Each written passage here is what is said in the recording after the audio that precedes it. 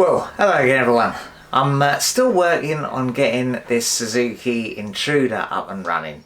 The theory is that some rust from the petrol tank has got into the float chamber on the back carburetor, but before we try and fix that, we've got to clean out all the rust in the fuel tank and make sure we don't get any more coming down the fuel line. So I've got this kit for cleaning it out and sealing it. I believe you clean the tank with this, prepare it with that, and then seal it with that. First thing I do though is to drain the remaining petrol out of the tank. So I popped a bit of tubing on there, and I've actually got a fuel tank here that I bought for the, well, it came with, I think, one of the diesel heater kits, but what better to drain fuel into than a fuel tank? So I'll just turn the petcock on. Nothing coming out. Put it on reserve and it's coming out nicely now.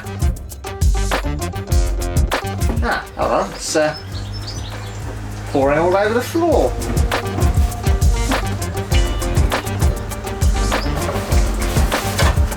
There's a hole in the bottom. That's no good, there's a hole in the bottom of this fuel tank.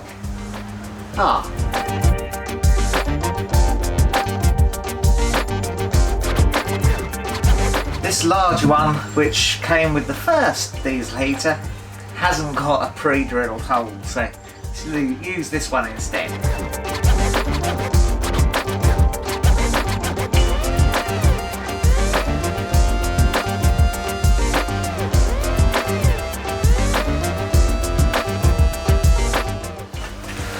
Sorry? Why have we got so many tanks? Right, let's try that again, shall we?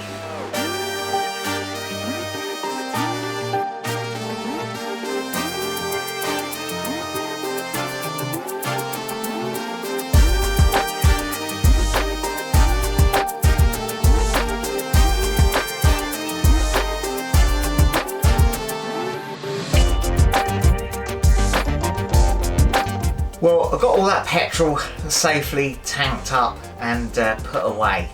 The next thing to do, I reckon, is to take the easy for me to say, to take the petcock off the tank.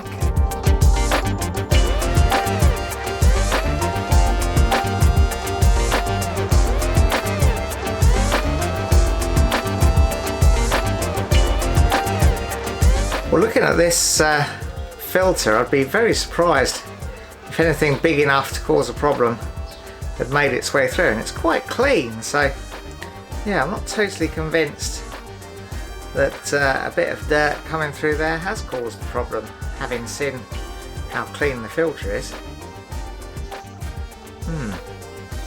Still, we got this far, so we may as well press on and clean inside the tank, because I do know that there is some rust in there because you can see it through the filler hole.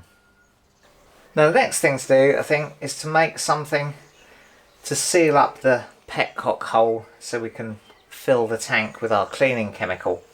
I've got these M6 sets which fit in there nicely, so hopefully I could make up some sort of plate to seal that hole. Right, I'm going to make up a little plate to put over this hole, so I need to cut myself a bit of steel around about 55mm by about 20mm.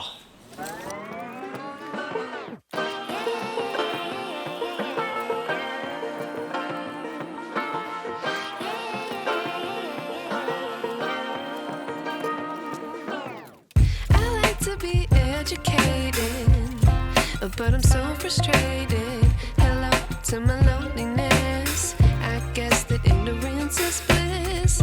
Take me back to before the new. Rewind, take it out of cue. Now these holes are exactly 35mm centre to centre, so I'm going to mark that up, punch them, and then drill them on the pillar drill. How much I miss not knowing that we're all screwed. When we play our roles and ignore the problem.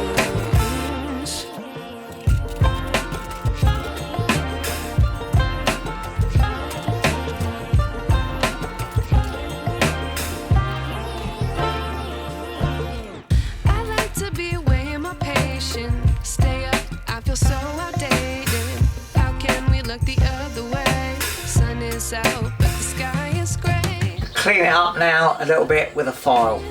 It's always hard at first glance. I don't wanna, but I know I gotta do it.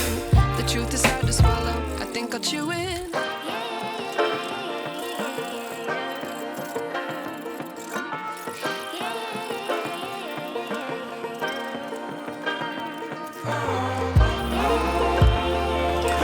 Right, let's see if it fits. Yep, that fits perfectly.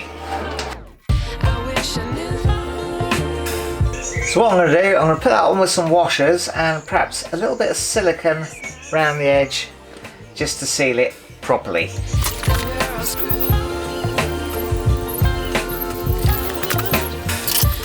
I don't need this to be foolproof, I just need it to hold the cleaning stuff in.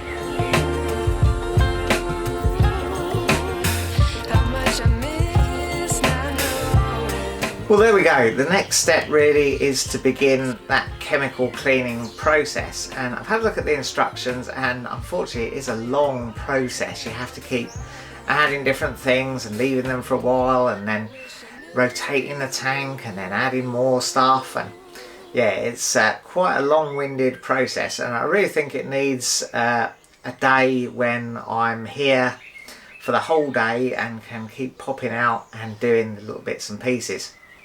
It's about 7 o'clock in the evening now, so I don't think I really want to start it now, because once you've started, you've really got to crack on and do the whole thing. I think it'd be well after midnight by the time I finished. So I'm going to leave that now until I have a full day when I'm here to devote just to cleaning that tank. Obviously do other little bits and pieces whilst the chemical does its work. So hopefully in the next video we will be cleaning the tank.